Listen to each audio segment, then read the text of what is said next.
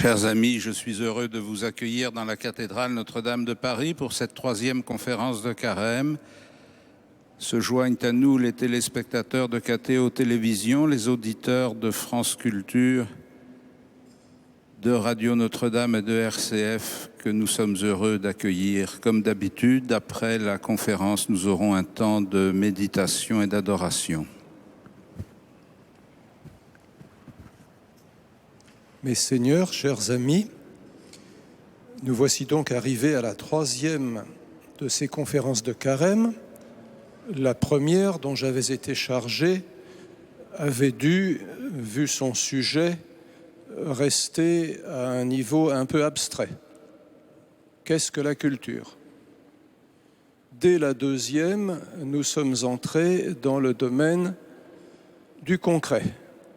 Il a été question la semaine dernière de la culture d'entreprise et il va être question, aujourd'hui même, grâce à Madame Caroline Roux, de la culture de vie et de la culture de mort. Cette dernière expression, je me souviens encore de l'avoir lue avec surprise dans une encyclique du pape Jean-Paul II. Quand je l'ai lu, je me suis imaginé qu'il s'agissait là d'une contradiction, de ce que l'on appelle un oxymore, l'obscure clarté ou le cercle carré. Une culture n'est-elle pas, en effet, ne devrait-elle pas être, en principe, comme le sens originel du mot l'indique, une manière de faire fleurir la vie, phénomène naturel, de faire fleurir, de porter à son point de perfection ce que la nature nous donne, à tel point que culture de mort semblait être contradictoire, alors que culture de vie serait une tautologie. Toute culture ne devrait-elle pas être une culture de la vie ? Je me trompais. Il arrive en effet que certains éléments de la culture se retournent contre la vie, en contestent la valeur, voire la menace d'une manière tout à fait concrète. C'est pourquoi j'ai souhaité demander ces lumières à Madame Caroline Roux.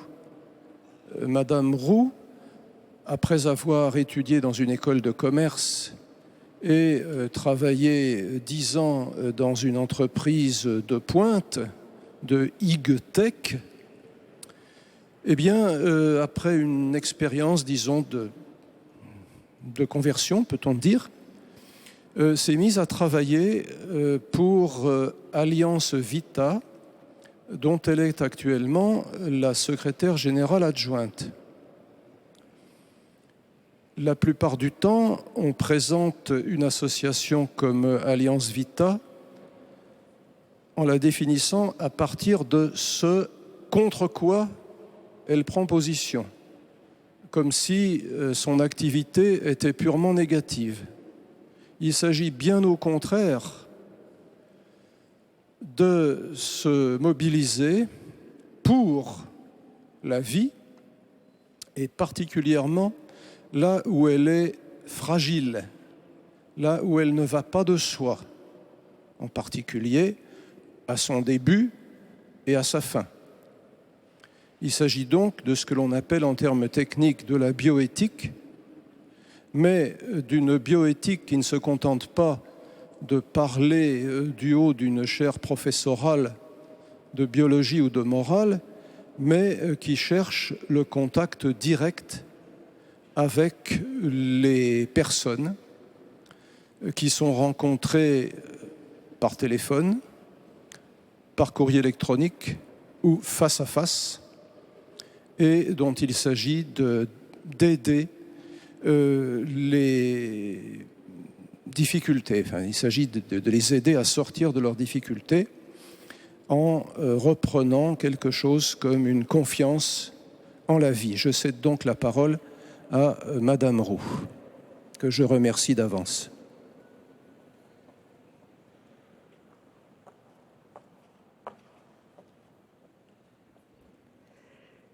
Éminence, Excellences, Mesdames et Messieurs, est-ce que la distinction entre culture de vie et culture de mort peut éclairer notre situation culturelle actuelle? Répondre à cette interrogation nécessite de poser un regard sur ce qui anime notre société et ses paradoxes. La culture actuelle a fait des droits de l'homme, tels qu'ils ont été élaborés au lendemain de la Seconde Guerre mondiale, le corpus juridico-moral qui gouverne les démocraties. L'objectif était d'éviter les conflits qui avaient été si meurtriers au XXe siècle et de favoriser le développement des peuples comme élément majeur de la paix. Ces droits étaient censés définir ce que sont les besoins fondamentaux des êtres humains et ils s'appuyaient sur une vision héritée et éprouvée de la condition humaine. Désir de vivre, désir de transmettre la vie, désir de liberté, de vérité, de justice. Ce sont les droits qui découlent de la nature humaine elle-même. Droit à la vie, droit à subvenir à ses besoins, ou encore droit à se marier, qui est lié à la complémentarité entre l'homme et la femme, et leur capacité à pouvoir fonder une famille comme élément naturel et fondamental de la société. C'est ce qu'indique la Déclaration des droits de l'homme, mais aussi droit de liberté de pensée, liberté de religion notamment. Pouvoir faire un exercice de mémoire sur l'engagement commun pour améliorer les conditions de vie, l'accueil de la vie dans notre société est un élément clé pour saisir les contours d'une culture de vie. Reconnaissons que beaucoup a été fait en ce sens dans notre société. On a vu se dessiner un consensus international pour la paix et le développement.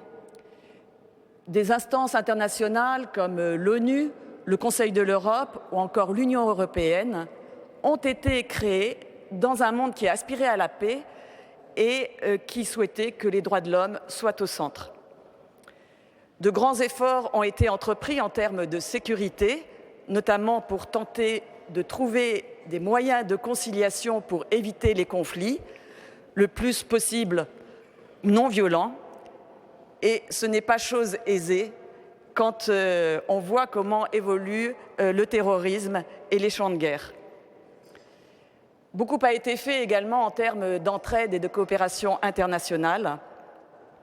Et selon les dernières projections de la Banque mondiale en 2015, le nombre de personnes vivant dans l'extrême pauvreté passerait en dessous de la barre des 10%, alors qu'il y a 25 ans, il représentait 36% de la population mondiale. Éradiquer la pauvreté demeure un objectif majeur. L'émergence de nouvelles pauvretés dans les pays occidentaux sollicite toute notre attention. Les pouvoirs publics sont également mobilisés pour prévenir la mort. On peut mentionner la lutte contre la violence routière qui a vu décroître de manière très significative la mortalité routière. Elle a été divisée par 6 depuis les années 70. Autre exemple significatif, la prévention du suicide, qui s'accompagne de politiques publiques de prévention et l'engagement d'associations multiples.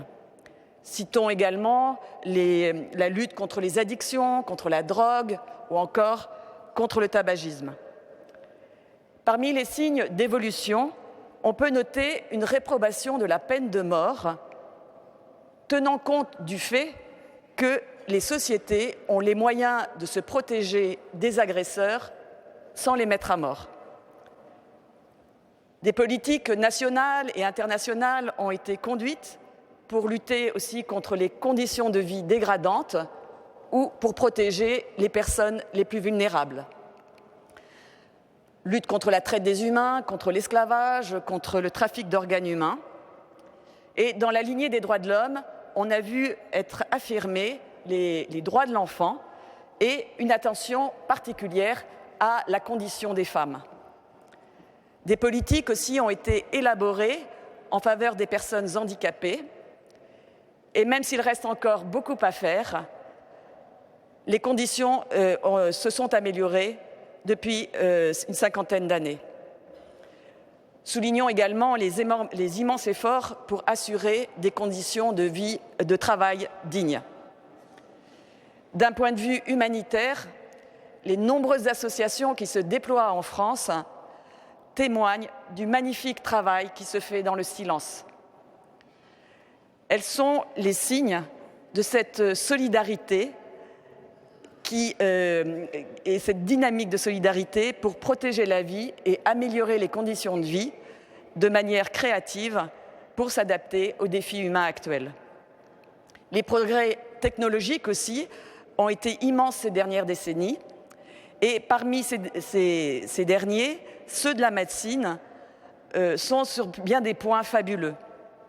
On voit des résultats impensables il y a quelques années, notamment en matière de maternité, de lutte contre les maladies, mais aussi en matière de lutte contre la douleur, ou encore sur l'accompagnement de fin de vie. Comment ne pas se réjouir, par exemple, de la baisse de la mortalité maternelle et infantile? Le nombre de ces décès, rares aujourd'hui dans les pays occidentaux, a été divisé par 2 depuis 1990 dans les pays en développement. Et ça, c'est tout le travail et les objectifs de l'Organisation mondiale de la santé. Dans le même ordre d'idées, l'espérance de vie a considérablement augmenté dans la plupart des pays. En un siècle, hommes et femmes ont gagné en moyenne, dans la plupart des pays, 25 ans de vie supplémentaire. Enfin, pour terminer ce panorama rapide, il est important de souligner la mobilisation pour l'écologie. La dégradation de l'environnement, la surconsommation, l'épuisement de certaines ressources naturelles ont un impact sur les personnes. Ils peuvent remettre en question des écosystèmes, la qualité de vie, voire la vie humaine elle-même. Cette prise de conscience demande un effort planétaire pour revoir nos modes de développement. Nous sommes à un moment à la fois passionnant et exigeant qui demande de revoir nos styles de vie. Mais comment s'alerter des atteintes faites à la nature si on ne sait pas reconnaître les atteintes faites à la vie humaine? Nos sociétés se retrouvent dans une situation paradoxale et contradictoire dans leur rapport à la vie humaine. Le philosophe Pierre Manant, dans son dernier ouvrage « Situation de la France », explique ainsi que les droits de l'homme ont été radicalement séparés des droits du citoyen et, au lieu de libérer les hommes pour participer à la chose commune, ils sont désormais censés se suffire à eux-mêmes. Et il poursuit « Nous sommes probablement les premiers à livrer tous les composants de la vie sociale, tous les contenus de la vie humaine à la souveraineté illimitée de l'individu particulier. »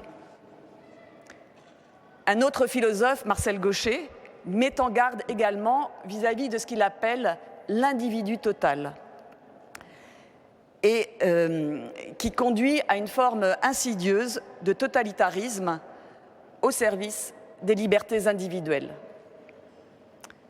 C'est ainsi qu'on a vu émerger la revendication de nouveaux droits qui viennent bousculer, voire inverser dans leur interprétation, la signification originelle des droits de l'homme. Revendication de l'euthanasie, du suicide assisté, de l'avortement, du mariage pour les personnes de même sexe ou encore de la gestation pour autrui.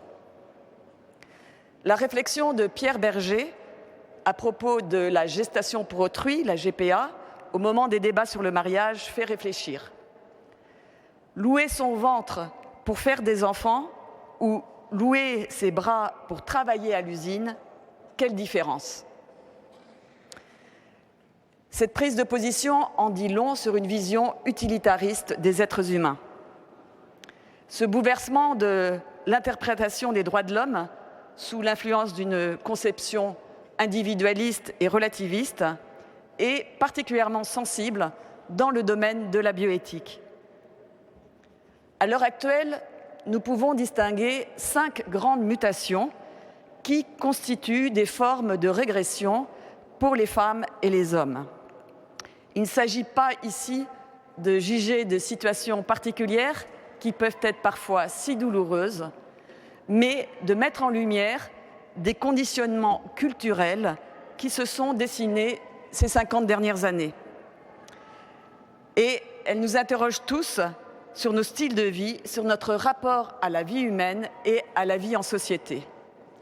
La première mutation se traduit par une difficulté culturelle à accueillir inconditionnellement la vie. On ne peut que s'interroger sur les efforts considérables pour abaisser la mortalité infantile, alors que l'OMS estime que 44 millions d'avortements sont effectués dans le monde chaque année pour 139 millions de naissances. En France, cela représente 229 000 avortements pour 810 000 naissances. Selon l'INED, l'Institut national d'études démographiques, 33% des Françaises connaîtront un avortement dans leur vie féconde. Le contrôle médicalisé des naissances a été érigé progressivement en norme et il a profondément modifié le rapport à la sexualité, à la maternité, à la paternité et à la vie elle-même avec la légalisation de l'avortement. Pourtant, selon l'IGAS, l'Inspection générale des affaires sociales, la maîtrise totale de la fécondité est illusoire. En France, 72% des femmes qui ont recours à l'avortement utilisaient une méthode de contraception quand elles ont découvert leur grossesse. Conséquence d'oubli ou d'échec de pilule, d'accidents de préservatifs ou encore d'accidents de stérilet, le recours à l'avortement se présente souvent comme une fatalité, ultime recours en cas d'échec de contraception. Et c'est vrai chez les jeunes et les moins jeunes, dans tous les états de vie de couple, stables ou non stables. L'idée de maîtrise de la procréation et de l'enfant programmé s'est imposée, se détachant de la réalité d'une maternité authentiquement responsable. Aujourd'hui, peu de grossesses échappent à ces questionnements. Intellectuellement, la grossesse s'inscrit dans ce que l'on nomme le projet parental, qui va dépendre du fait que la grossesse soit voulue, clairement décidée ou pas. Alors cela demeure intellectuel, car ce n'est pas sans souffrance, sans questionnement ou sans pression quand on se confronte à la réalité. Bien des femmes, jeunes et moins jeunes, se sentent jugées et rejetées quand elles révèlent leur grossesse sans l'avoir planifiée. Ce sont des dilemmes souvent douloureux, à la source de grandes tensions entre les hommes et les femmes dans les couples et dans les familles. Alors qu'on prétendait libérer les femmes, elles sont sommées, bien souvent, de choisir entre le bébé et leur travail, et encore plus fréquemment, entre le bébé et le partenaire. L'avortement est devenu, dans bien des cas, une revendication des hommes. La société semble se désintéresser ainsi de ce que vivent les femmes et de ce qu'elles peuvent ressentir face à une grossesse imprévue. Et le fait qu'il existe une revendication de droit à l'avortement rend plus difficile de regarder objectivement la réalité et que ce sont des vies humaines qui sont en jeu. Cette revendication fait perdre le caractère d'atteinte à la vie dans la conscience collective. Elle rend également plus difficile de pouvoir parler de ce que vivent les femmes et des conséquences qui peuvent affecter profondément et durablement la vie de certaines. Au fond, ce sont les femmes qui, à travers leur souffrance, révèlent ce qu'est la vie quand la société et la science deviennent sans conscience. Beaucoup de femmes souffrent en silence et dans l'indifférence. Et cela fait partie du déni de réalité caractéristique de notre société actuelle, expression que j'emprunte à Alain Finkielkraut.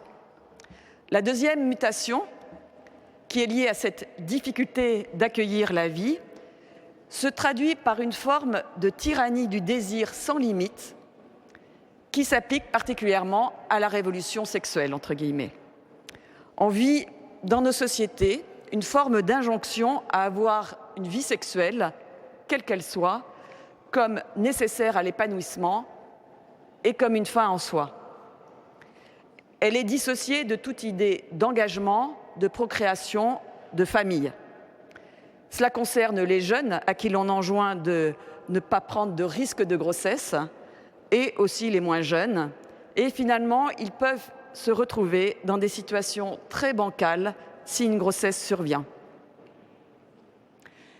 La médecine elle-même est devenue otage de ce désir tout-puissant, en lien d'ailleurs avec la redéfinition de la santé par l'OMS en 1946. Je cite: « La santé est un état de complet bien-être physique, mental et social et ne consiste pas seulement en l'absence de maladie ou d'infirmité. » C'est ainsi qu'a été inventée l'expression santé reproductive qui englobe contraception, stérilisation et avortement. Véritable révolution car la médecine intervient maintenant sur des biens portants au nom de ce nouvel idéal sanitaire. C'est ce que souligne le psychiatre Benoît Bayle. L'enfant programmé doit être aussi celui du désir. Et cette approche ne traduit pas l'ambivalence et l'évolution du désir qui est toujours possible quand on sait combien la maternité bouscule physiquement et psychologiquement. Dans ce que l'on nomme la liberté sexuelle, le désir peut s'alimenter de pornographie, particulièrement dégradante pour l'image de la femme, considérée comme un objet, et qui dégrade aussi l'homme. Toutes les figures de la sexualité sont possibles, jusqu'en nier la réalité sexuée.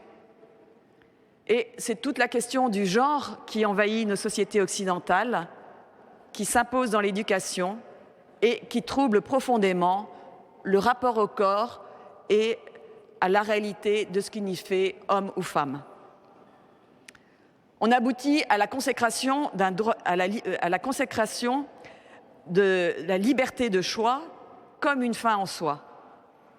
Et cette notion déviée de la liberté, qui est comprise comme autonomie totale ou absence de contrainte, guide nos vies, souvent sans que nous le sachions. On constate combien ces conditionnements rendent plus difficile l'engagement dans les couples et plus largement entre les personnes. Les femmes et les hommes sont en quelque sorte conditionnés à la consommation les uns des autres, plus qu'à l'accueil inconditionnel de l'autre. Et cela constitue la troisième mutation qui participe à l'effritement du lien social. Les liens deviennent ténus et véritablement fragiles, aboutissant à cette société liquide dont parle le sociologue Zygmunt Bauman. Il explique que les relations amoureuses sont un domaine où cette liquidité de la vie s'exprime dans toute sa gravité. À la fois, chacun a besoin d'un partenaire loyal et cependant, chacun est effrayé à l'idée de s'engager. Et il résume dans ce questionnement « Et si mon partenaire était le premier à décider qu'il ou elle en a assez, de sorte que ma dévotion finisse à la poubelle ». La culture du déchet que dénonce le pape François prend une résonance particulièrement dramatique quand elle s'applique aux relations humaines.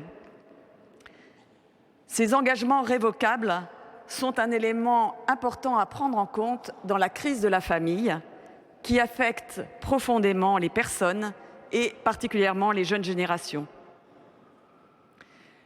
Le manque d'accueil inconditionnel de l'autre contribue à l'affaiblissement du lien social lorsqu'il se fragilise dans le lieu même où il devrait être le plus fort.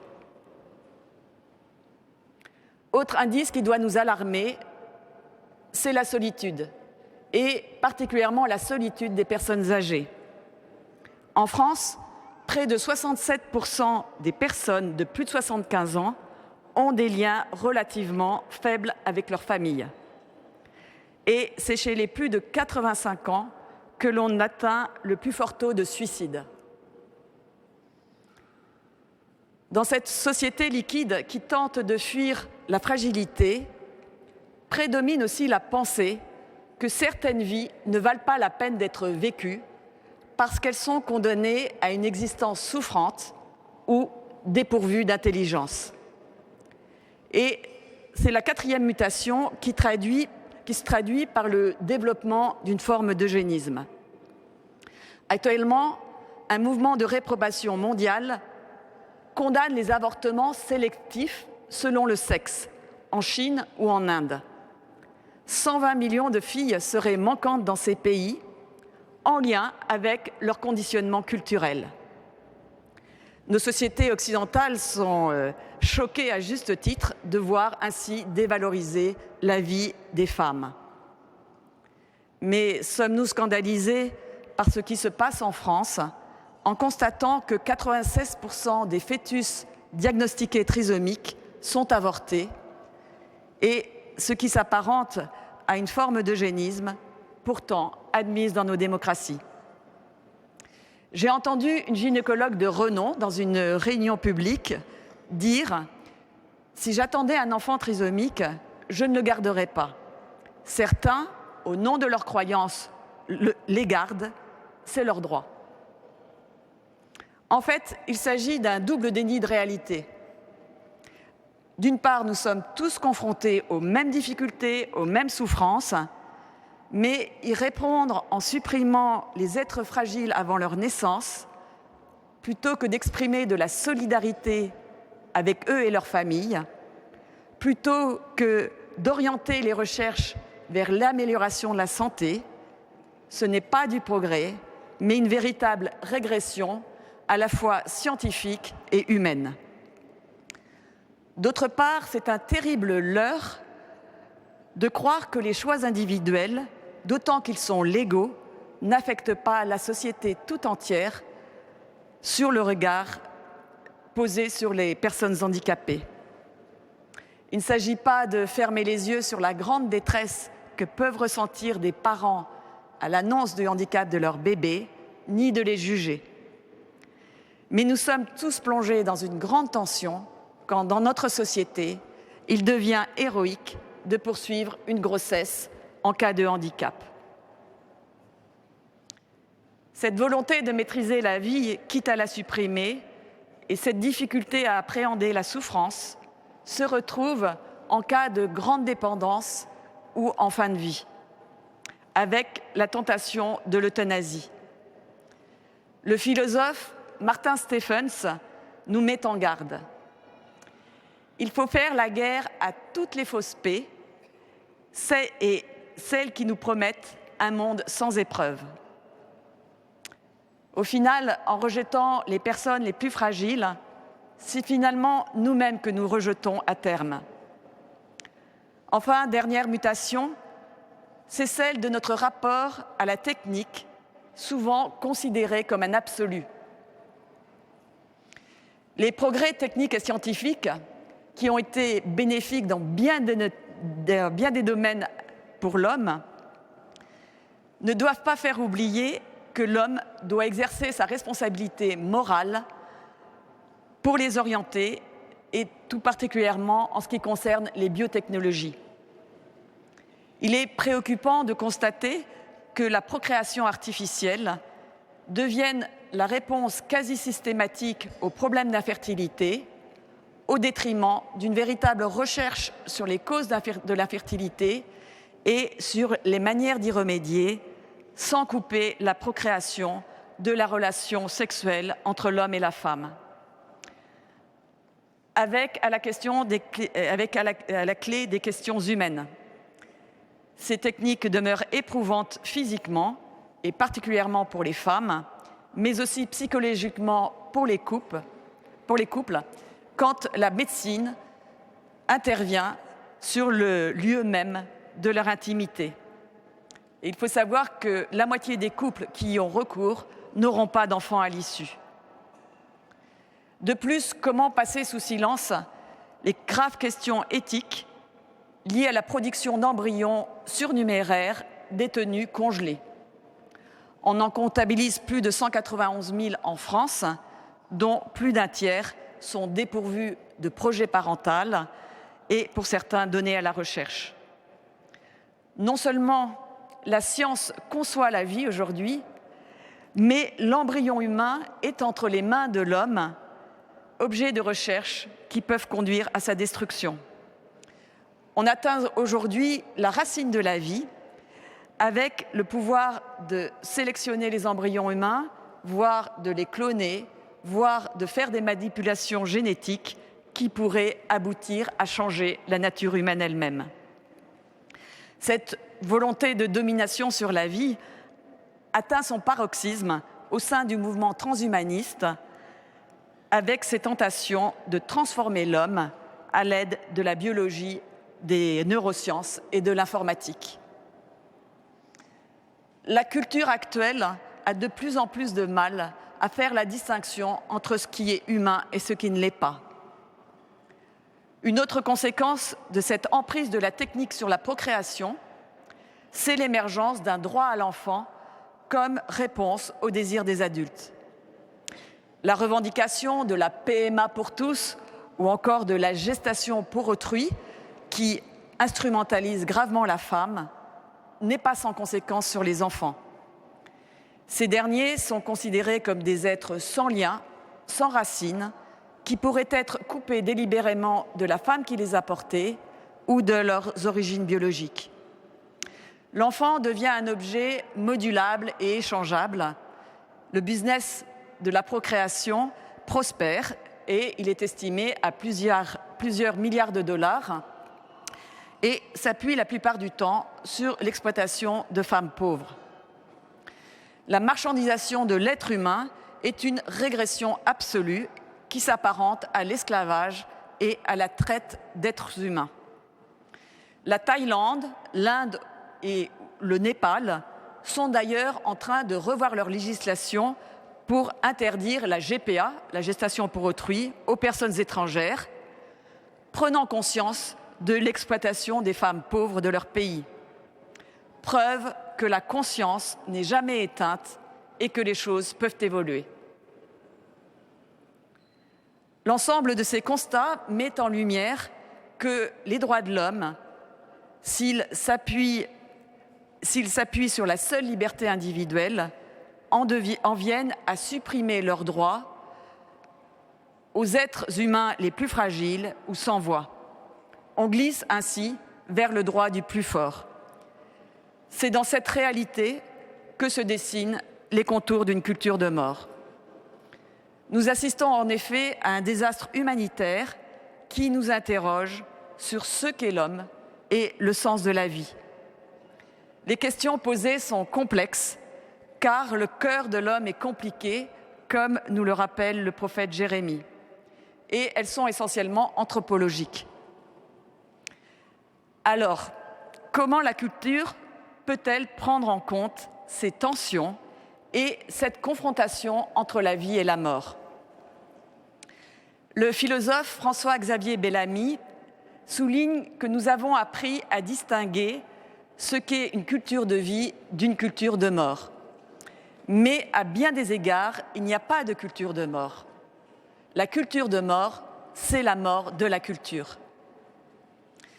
La mort de la culture se révèle quand la culture et nos lois ne nous mettent plus en capacité de reconnaître la réalité, de distinguer la vie de la mort, la liberté de la domination, la vérité du mensonge, ce qui est bon et ce qui est mauvais pour les humains. Quand les conditionnements culturels nous poussent à relativiser la vie au point de la supprimer, ce n'est plus de la culture. Vois, je te propose aujourd'hui vie et bonheur, mort et malheur. Je te propose la vie ou la mort, la bénédiction ou la malédiction. Choisis donc la vie pour que toi et ta postérité vous viviez. Cette proposition de Dieu à Moïse dans le livre du Deutéronome s'adresse à chacun d'entre nous.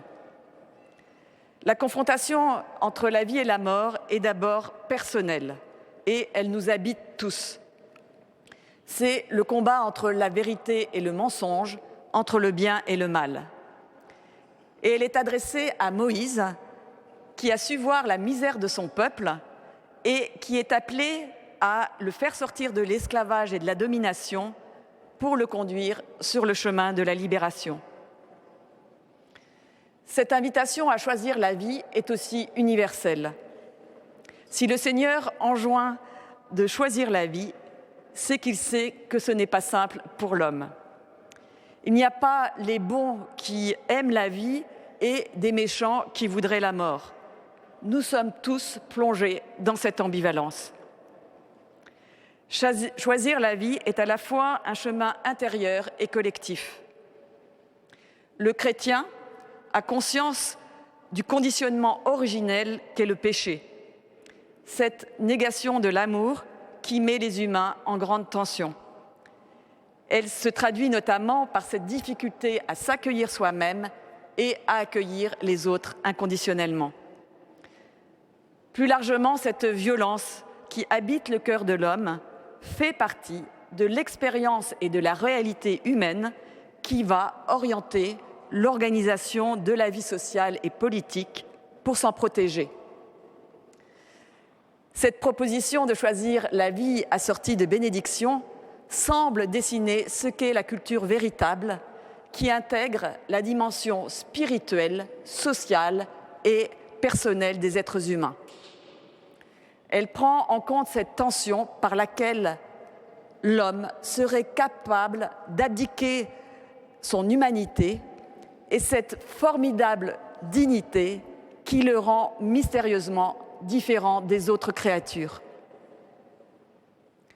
La culture a un rôle de premier plan au niveau de l'être, du discernement et de l'accomplissement des personnes. La culture non seulement instruit, mais forme le jugement. C'est pourquoi une culture orientée vers la vie ne peut se déployer que par une éthique solide, avec comme boussole le respect de toute la vie et la vie de tous, le respect de tout l'homme et de tous les hommes. Une culture vivante doit savoir se renouveler en s'interrogeant sur ses conditionnements. Dans la lettre à Diogène, on retrouve cette liberté chez les chrétiens du IIe siècle. Je cite : « Leur genre de vie n'a rien de singulier. Ils se marient comme tout le monde. Ils ont des enfants, mais ils n'abandonnent pas leur nouveau-né.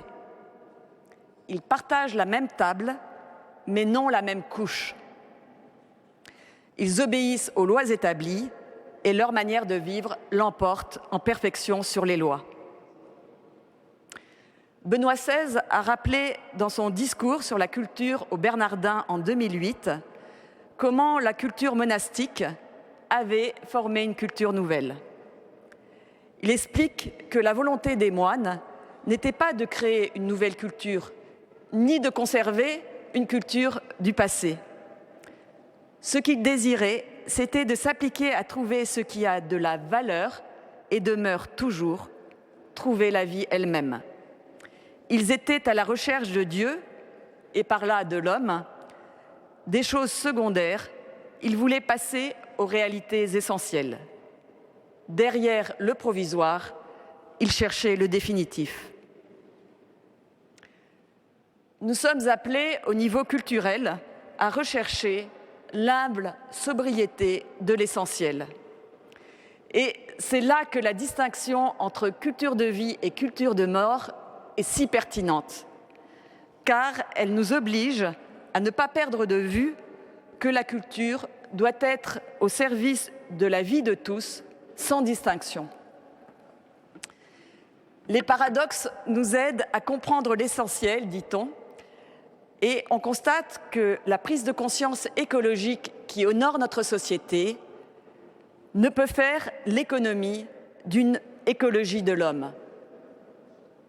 Aujourd'hui, il est nécessaire de ressaisir ce qu'est la spécificité de la femme et de l'homme pour apporter des réponses concrètes et créatives aux errances et aux souffrances humaines et favoriser par là le développement intégral de tous.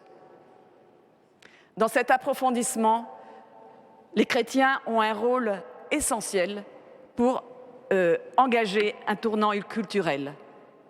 C'est un véritable défi d'évangélisation. Il ne s'agit pas de revenir en arrière. Les atteintes à la vie ont toujours existé et de manière diverse.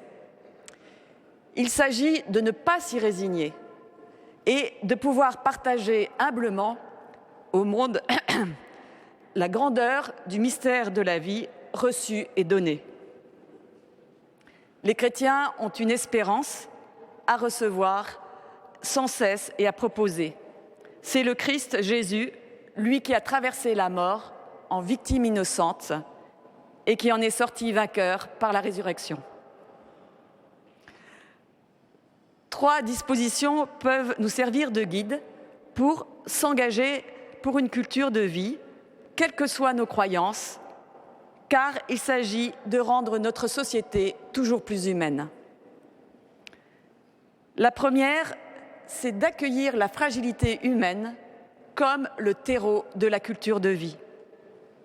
On le sait, le petit homme n'est pas autonome et il fait l'expérience de la fragilité et de la dépendance totale.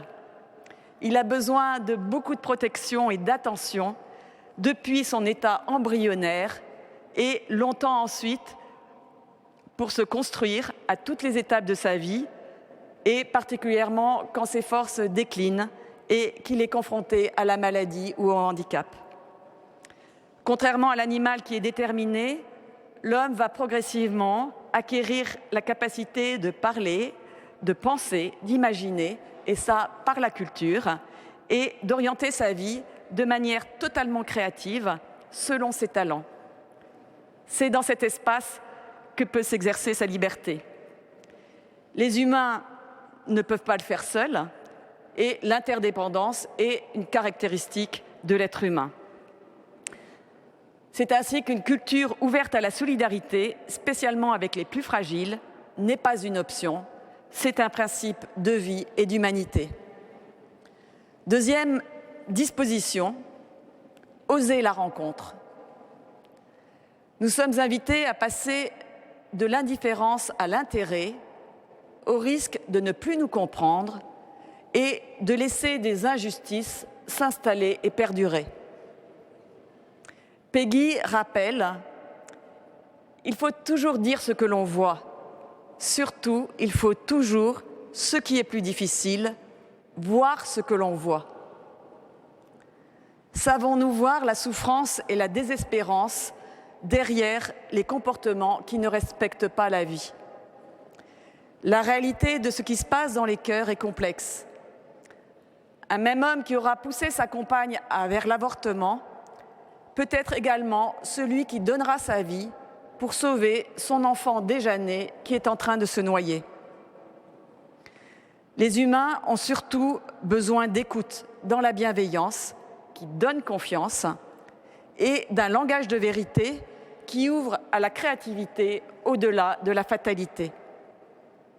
C'est dans un accueil inconditionnel des personnes, au cœur de leurs errances et de leurs difficultés, que peut émerger le sanctuaire inviolable de la conscience.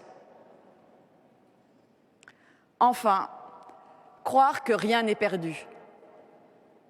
Notre société est comme bloquée, sans autres issues que l'autojustification pour légitimer les atteintes à la vie et à la dignité. Ce faisant, beaucoup de personnes restent sur le bord du chemin, enfermées dans leur comportement et souvent leur remords. Nous avons tous une immense soif de miséricorde, d'un regard bienveillant dans l'accueil inconditionnel de nos vies, avec et malgré nos chemins de traverse. Le pardon est toujours possible. Rien n'est perdu, c'est la parole de consolation et de libération qu'adresse Jean-Paul II aux femmes qui ont connu l'avortement, en les invitant à regarder en vérité ce qui s'est passé. Et il leur donne ce message d'espérance: votre enfant vit désormais dans le Seigneur. Ne pas se dérober à la misère est le premier pas pour devenir acteur d'une culture authentiquement orientée vers la vie. Merci.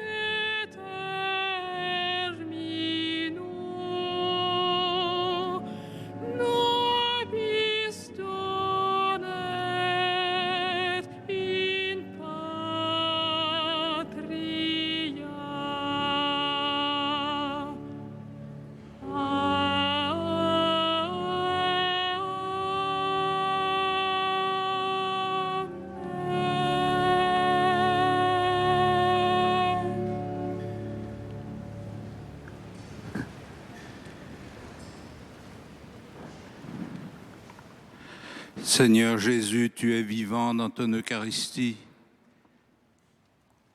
Nous t'adorons et nous te vénérons comme celui qui est venu pour que nous ayons la vie et que nous l'ayons en plénitude. Tu es le Fils du Dieu vivant. Il n'est pas le Dieu des morts, il est le Dieu des vivants. Il s'est fait connaître en laissant déborder son amour et en donnant la vie au monde, et particulièrement à l'homme qu'il a créé à son image.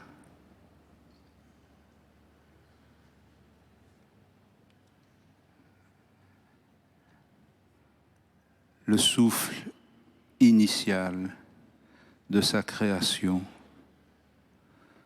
continue d'habiter le cœur de tous les vivants. Et c'est pourquoi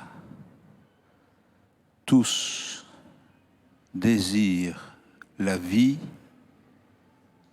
et refusent la mort.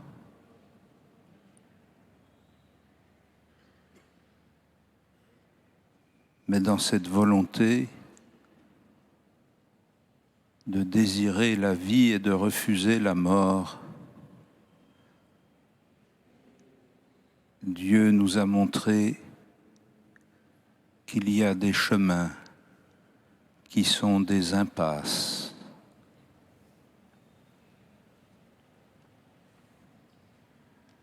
Si nous voulons être disciples du Dieu vivant, il nous faut apprendre de lui le prix de toute vie et le prix de chacune des vies humaines.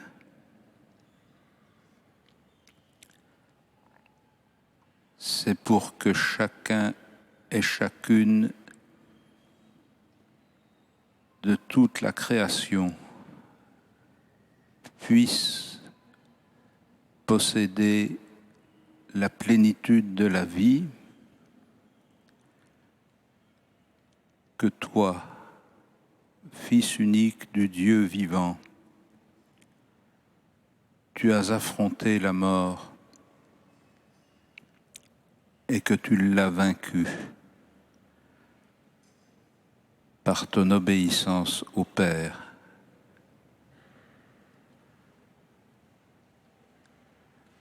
Dieu est la source de la vie. Ton cœur transpercé laisse couler l'eau et le sang par lesquels nous sommes entraînés dans une vie qui surmonte, traverse la mort. Seigneur Jésus, fais de nous des vivants.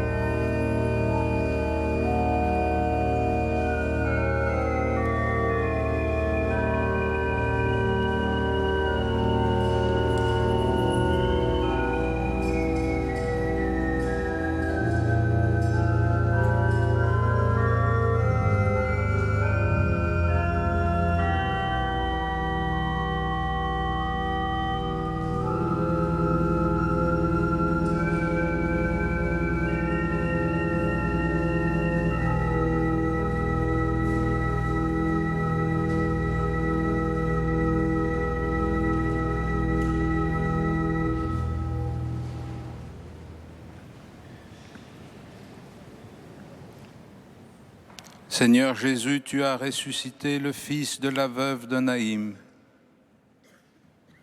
Tu as relevé la fille de Jaïr.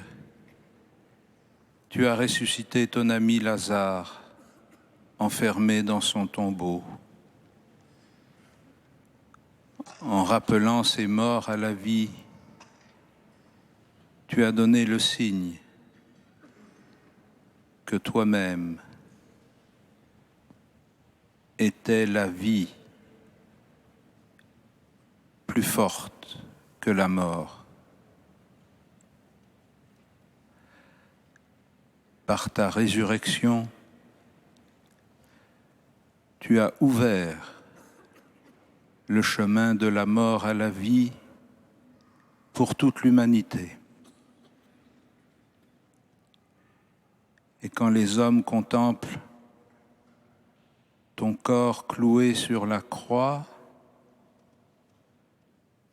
ils savent que ce sacrifice n'est pas le dernier mot, mais plutôt le premier d'une vie nouvelle à laquelle tous peuvent participer.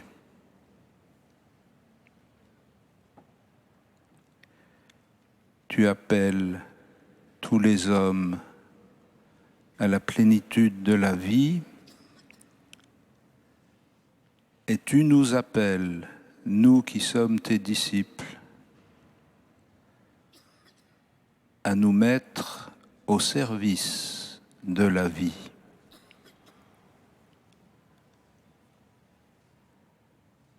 Au service de la vie dans chacune de nos existences, en choisissant la vie et non pas la mort, comme Dieu y a invité son peuple à travers Moïse, à servir la vie dans tous ceux qui sont blessés, menacés de mort,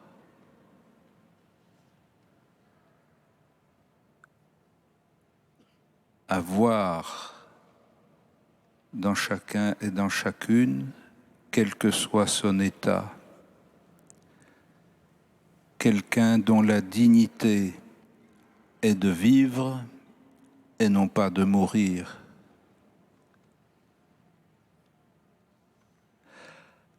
À nous faire serviteurs de la vie en mettant nos moyens au service de la souffrance de nos frères.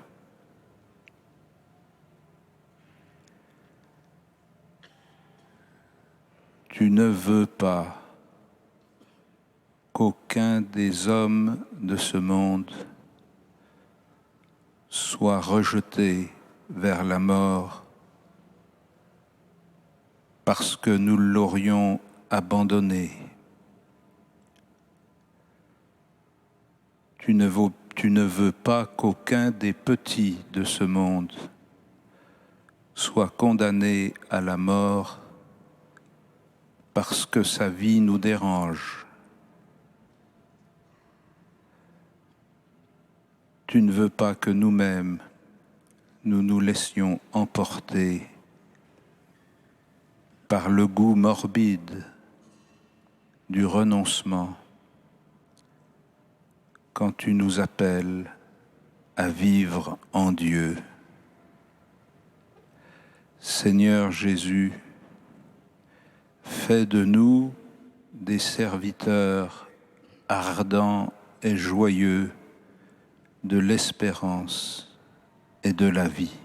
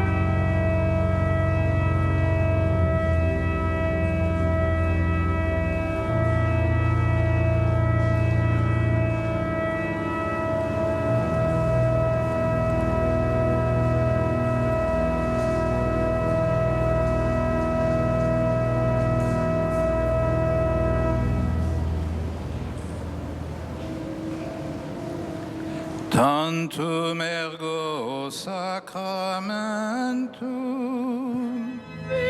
Veneremur cernui, et antiquum documentum novo cedat ritui, restet fides supplementum sensum defectui. Genitori, genitoque, lausit jubilatio, salus honor virtus quoque, sit et benedictio, procedenti ab utraque, amparsit laudatio. Amen.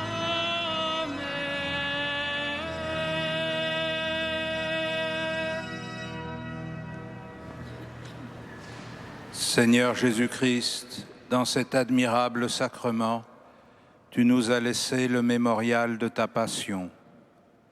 Donne-nous de vénérer d'un si grand amour le mystère de ton corps et de ton sang, que nous puissions recueillir sans cesse le fruit de ta rédemption, toi qui règnes pour les siècles des siècles.